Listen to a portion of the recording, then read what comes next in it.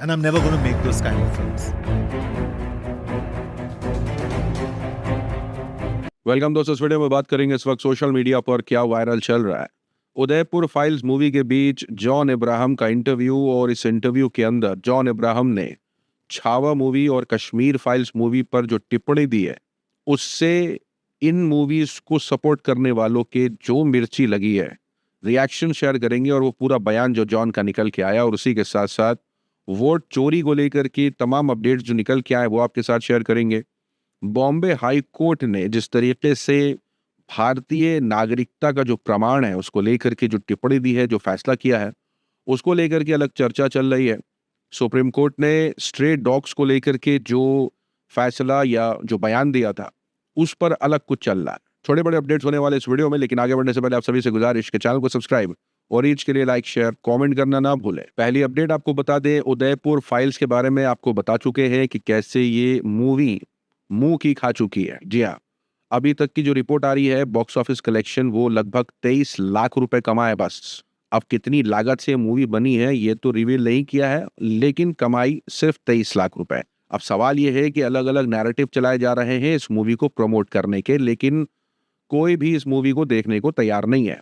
लेकिन इसी बीच जॉन इब्राहिम का बयान वायरल हो जाता है, जो वो इंडिया टुडे को इंटरव्यू के दौरान दे देते हैं।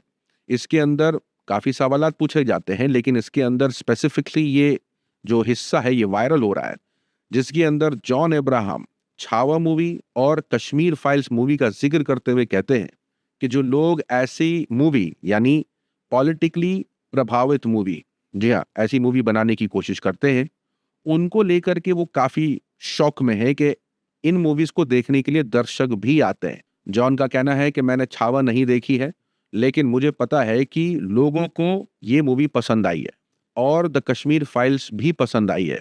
लेकिन जब फिल्में आती राजनीतिक माहौल में लोगों को प्रभावित करने के इरादे से बनाई जाती हैं और ऐसी फिल्मों को दर्शक भी मिल जाते हैं, तो ये मेरे लिए डरावना होता है। मैं कभी भी इस तरह की फिल्में नहीं बनाऊंगा। अब जॉन ने अपना स्टैंड क्लियर किया है कि वो इस तरीके की मूवी नहीं बनाएंगे जिससे यूँ समझ लीजिए कि बिना बात के कोई बस एक कंट्रोवर्सी सी होती है, एक पॉलिटिकली एक इफेक्टेड मूवी होती है जिसके तहत बस लोगों को उकसाना, उनको भड़काने की कोशिश की जाती है। जॉन का कहना है मैं ऐसी मूवी नहीं बनाऊंगा। लेकिन कैसे जॉन के इस बयान के बाद लोगों ने उनको बुरा भला कहना शुरू कर दिया है कि तेरी मूवी देखता ही कौन है, तुझे पसंद करता ही कौन है। यहाँ कहा जा रहा है कि मुल्ला अपना कौम का मकसद कभी नहीं भूलता। यानी अब जॉन को क्या बना दिया इन्होंने, यहाँ कहा जा रहा है कि गाली गलौज के साथ कि ये दो कौड़ी का एक्टर है। यानी अगर अपनी बात रख दे और कह दे कि इस तरीके की मूवीज पर जब ऑडियंस मिलती है, ऐसी मूवीज चलती हैं, वो डेंजरस है, तो लोग जॉन इब्राहिम को गाली गलौज दे रहे हैं। और ज्यादातर ये वो लोग हैं जो ऐसी मूवीज को सपोर्ट करते हैं, जो पॉलिटिकली इफेक्टेड होती हैं, जो लोगों को प्रभावित करती हैं, उकसाती हैं, समाज के अंदर दूरियां क्रिएट करती हैं, एक तरीके की मिसअंडरस्टैंडिंग और भड़काती हैं। तो ये ऐसी मूवीज को सपोर्ट करने वाले लोग जॉन इब्राहिम को गाली गलौज करते नजर आ रहे हैं। उसी के साथ साथ बता दें कि वोट चोरी को लेकर के राहुल गांधी ने एक और आरोप जो है वो लगाया है, जहां उन्होंने ये बात अपने कांग्रेस लीडर से कही है। उनका कहना है कि 48 लोकसभा सीट में वोट चोरी हुई है, लेकिन किस तरीके से जो भाजपा समर्थक हैं वो राहुल गांधी को किसी तरीके से इंसल्ट करने की कोशिश कर रहे थे, स्पेशली इस स्क्रीनशॉट के साथ। अब यहाँ पर राहुल गांधी के फॉलोवर्स शेयर किए जा रहे हैं और प्रधानमंत्री मोदी के, कहा जा रहा है कि कहाँ राजा भोज और कहाँ गंगू तेली। अब कोई तार्किक जवाब नहीं है, कोई प्रूफ नहीं पेश किया जा रहा, जो गड़बड़ियां हैं वो शेयर की जा रही हैं। तो ये इतने आग भगुला हुए हुए हैं। सोशल मीडिया पर लोग इनको ट्रोल कर रहे हैं जो ऐसी बातें कर रहे हैं, कहते हुए कि अपने फॉलोवर्स तो देख और दीपक कलाल के देख। मतलब दीपक कलाल के फॉलोवर्स उनसे ज्यादा है, सिस्टम पार देंगे। अब यहां ही देख लीजिए, ये शेयर किया जा रहा है कि कैसे सुषमा गुप्ता की जो डिटेल्स हैं वो 6 बार निकल के आती हैं डिफरेंट एपिक नंबर से वोटर लिस्ट के अंदर, महाराष्ट्र के पालघर के। यहाँ यानी 6 डिफरेंट टाइप्स, यानी अलग तरीके से 6 अलग अलग एपिक नंबर के साथ सुषमा गुप्ता का डिटेल। यानी इसके अंदर जो गड़बड़ी है वो लगातार सोशल मीडिया पर शेयर की जा रही है। यहाँ आपको बता दें कि बॉम्बे हाई कोर्ट ने एक सुनवाई के दौरान जो है वो आधार कार्ड, पैन कार्ड और वोटर आईडी कार्ड को भारतीय नागरिक होने का प्रमाण नहीं माना है। यानी ये डॉक्यूमेंट्स हो भी जाए तो भारतीय प्रमाण पत्र होने का जो है प्रमाण नहीं है ये।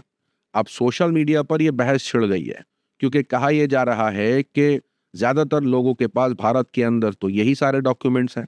फिर सवाल का जवाब ये दिया जाए कि कौन सा ऐसा डॉक्यूमेंट्स है जिससे ये प्रमाण होगा कि वो इंसान सिटीजन है। तो ये कहा जा रहा है कि भाई बर्थ सर्टिफिकेट से प्रमाण होगा। उस पर लोग ये जवाब दे रहे हैं कि देश में ऐसे न जाने कितने लोग हैं जिनके पास बर्थ सर्टिफिकेट नहीं होगा। ये भगवान क्या जुल्म है। साथ ही साथ बता दें कि उन लोगों का सपना पूरा हो गया जो लगातार एजुकेशन और हेल्थ को लेकर के सवाल उठाते हैं, उसकी महंगाई पर, गरीब उस तक पहुंच पा रहा है नहीं पहुंच पा रहा। लेकिन किस तरीके से खुद आरएसएस के प्रमुख हैं डॉक्टर मोहन भागवत, उनका बयान निकल के आया। उनका कहना है कि शिक्षा और स्वास्थ्य आम आदमी की पहुंच से बाहर हो चुका है। स्वास्थ्य के लिए, शिक्षा के लिए, लेकिन दुर्भाग्य ऐसा है कि ये दोनों बातें आज सामान्य व्यक्ति के पहुंच से बाहर। अब सोशल मीडिया पर लोग कह रहे हैं कि आरएसएस के प्रमुख ही ये बातें कर रहे हैं। क्या बीजेपी और आरएसएस के बीच में कुछ ठीक नहीं चल रहा है क्या? समझ रहे हो? साथ ही साथ बता दें कि प्रियंका गांधी वाड्रा ने इजराइल के खिलाफ जो इजराइल कर रहा है, जो जेनोसाइड वो कर रहा है, न जाने कितने मासूमों का कत्ल वो कर रहा है, कितने बच्चों का कत्ल वो कर रहा है, जो वो कर रहा है वही वैसा रखा है।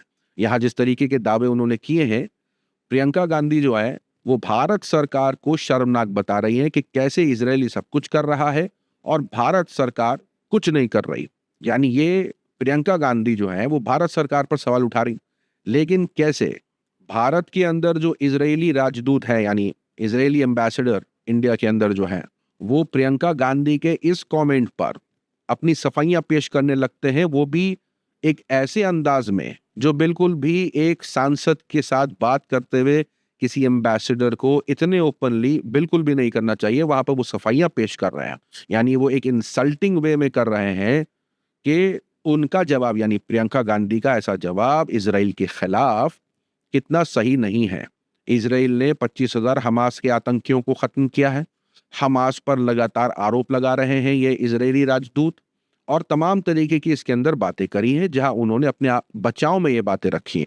अब सोशल मीडिया पर यह सवाल खड़ा हो गया कि किसी राजदूत का यानी इजरायली राजदूत तो है वो, लेकिन क्या किसी सांसद से इस तरीके से ओपनली बात करना, इस भाषा में बात करना सही है?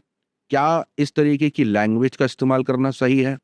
तो सवाल पूछा जाने लगा, ये भी स्क्रीनशॉट शेयर किया जाने लगा कि ये खुद ये कह रहे हैं कि जो है हमास ने ऐसा किया, हमास ने वैसा किया, लेकिन इनके खुद ही के मुल्क के अंदर कैसे जो इजरायली ह्यूमन राइट्स है उसने ये बात कबूली है पहली बार। ये हारेट्स है जो कि इजराइल का ही न्यूज़पेपर है और आरोप भी लगता है इस न्यूज़पेपर पर कि ये इजराइल के ही पक्ष में बातें करता है। तो खुद ये न्यूज़पेपर ये चला रहा है कि कैसे इजरायली ह्यूमन राइट्स ने ये कबूला है कि इजराइल जेनोसाइड ही कमिट कर रहा है गाजा पर, और उसने कॉल भी किया है इंटरनेशनल इंटरवेंशन को, यानी इंटरनेशनल लेवल पर कई मुल्कों को मांग करी है कि इसके खिलाफ वो उतरें। ये खुद इजरायली ह्यूमन राइट्स ग्रुप का दावा है, कहना है। तो यहाँ जो इजरायली राजदूत है भारत के अंदर, वो जो ये प्रियंका गांधी पर जिस तरीके की उन्होंने टिप्पणी कसी है, उसके बाद ये स्क्रीनशॉट सोशल मीडिया पर वायरल, ये कहते हुए कि पहले अपने अंदर मुल्क में देखो झांक करके कि वहां कैसी रिपोर्टें आ रही हैं, बाद में तुम हमारे सांसद के साथ इस तरीके से पहले तो बात मत करना, और दूसरा अगर जवाब भी देना है तो पहले अपनी रिपोर्टें पढ़ के जवाब दो। साथ ही साथ बता दें ये खबर काफी दिल दहलाने वाली है क्योंकि ये जो वीडियो निकल के आई इसमें एक 21 साल की डिसेबल्ड लड़की जो है वो भागती हुई दिख रही है। आरोप है कि कुछ लोगों ने मिल करके इसके साथ गलत काम किया है। इस बचाव में ये जो भाग रही थी, इसके बाद जितना भी वो बच पाई, जितना भी वो दूर भाग पाई। बलरामपुर में एक दिव्यांग युवती के पहले का सीसीटीवी, लेकिन आखिर में उन बाइक सवारों ने उसके साथ वो मिलके गलत काम किया। पुलिस ने अभी तक तो 2 लोगों को इस मामले में गिरफ्तार किया है, नाम अंकुर वर्मा और दूसरा हर्षित पांडे को। बाकी जांच जो है वो जारी है। अब सुप्रीम कोर्ट ने जिस तरीके से स्ट्रे डॉग्स को लेकर के बयान दिया और कहा ऑर्डर में कि रिमूव ऑल स्ट्रे डॉग्स, इसके बाद तो ऑनलाइन सोशल मीडिया पर समझ लीजिए कि आगे सी लग गई है। हैशटैग ट्रेंड कर गया स्ट्रे डॉग्स।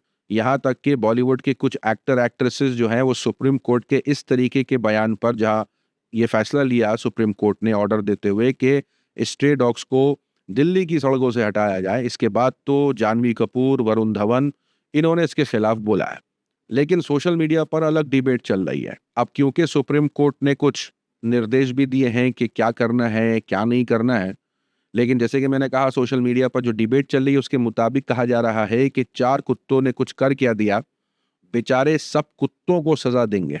सोशल मीडिया पर लोग जवाब दे रहे हैं कि 4 मर्दों ने रेप क्या कर दिया, सारे मर्दों को गाली देंगे। यहां तक कि जो लोग सुप्रीम कोर्ट के इस ऑर्डर के खिलाफ बातें कर रहे थे, ये कह रहे थे कि कैसे डॉग्स के खिलाफ ये बयानबाजी हुई है, गलत हुआ है, डॉग्स भी कम्युनिटी है। ये जो तमाम बातें जो हो रही थी और जो सुप्रीम कोर्ट के खिलाफ बयान दे रहे थे, इसी बीच ये खबर आ गई बेंगलुरु से कि 2 कॉलेज के स्टूडेंट्स पर स्ट्रे डॉग्स ने अटैक किया है और दोनों के दोनों हॉस्पिटल में हैं। अब सोशल मीडिया पर पूछा यह जा रहा है डॉग लवर से कि क्या वो तैयार हैं उन 2 स्टूडेंट्स के हॉस्पिटल का बिल देने के लिए जो इस वक्त हॉस्पिटल में है। यहाँ तक कि ये कहा जाने लगा कि कम से कम कुत्ते रेप तो नहीं करते।